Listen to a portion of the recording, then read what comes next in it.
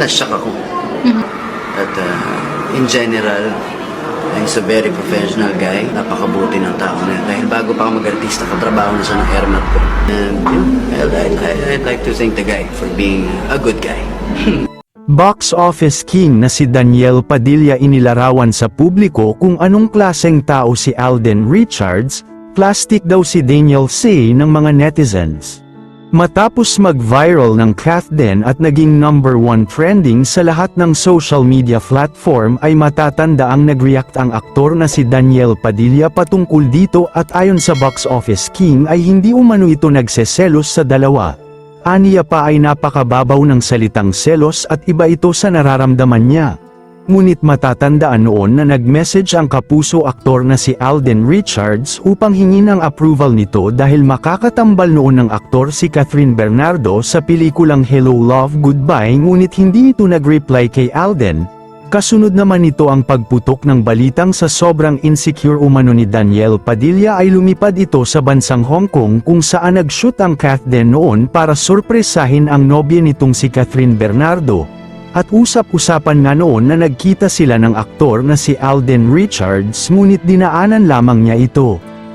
Sa isang video din na nag-viral noon kung saan nagpo-promote ng pelikula nilang Hello Love Goodbye ang aktres na si Catherine Bernardo at ipinapakilala ang mga makakasama niya rito.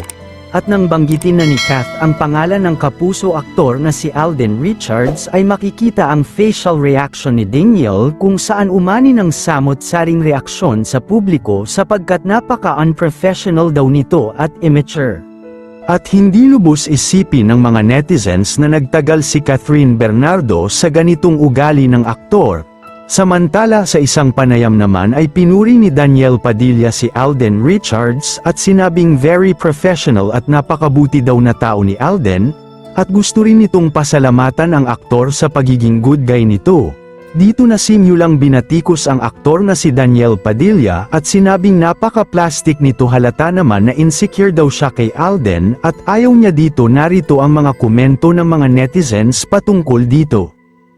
The guy. You can say his name, pareho lang naman kayong actors, feeling nito pogi ka. Matagal na itong hambog tapos puno ng insecurity pero hindi napapansin ng mga tao dahil iniidolo nila masyado. Plastic daw, sino may sabi nun?